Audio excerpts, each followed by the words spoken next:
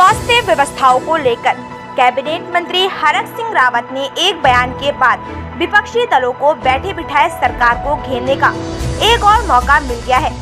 कांग्रेस ने तो सरकार पर सीधा हमला करते हुए सरकार से इस्तीफा देने की मांग की।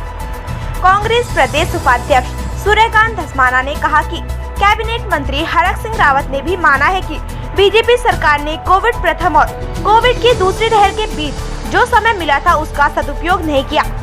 उन्होंने कहा कि इसी लापरवाही के कारण प्रदेश में संक्रमण और मौतों का आंकड़ा लगातार बढ़ रहा है। साथ ही उन्होंने कहा कि बीजेपी सरकार पिछले 4 सालों में प्रदेश को एक स्वास्थ्य मंत्री तक नहीं दे पाई।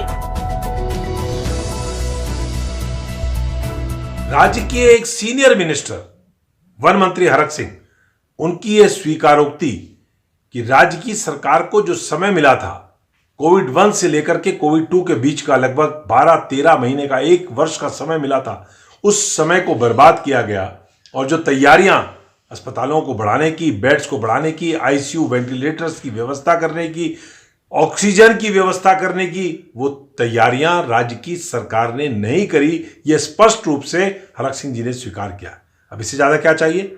राज्य में जो ये 3,500 के करीब लोगों की मौत हो गई, ये जो संक्रमण 2.5 लाख के करीब पहुंच गया, पूरे प्रदेश के अंदर जो हालात हैं, आज हिंदुस्तान में सबसे पहले पायदान में मृत्यु दर में उत्तराखंड पहुंच गया। इसलिए कौन जिम्मेदार है? इसलिए राज्य की भारतीय जनता पार्टी की सरकार जिम्मेदार है। और एक आपके ही कैबिनेट के एक सीनियर मिनिस्टर अगर ये स्वीकार कर रहे हैं कि चूक हो गई है, हमने राज्य में तैयारियां नहीं की हैं, तो मैं समझता हूं इस सरकार को अपने पद पर रहने का कोई अधिकार नहीं है। इसको तत्काल इस्तीफा देना चाहिए।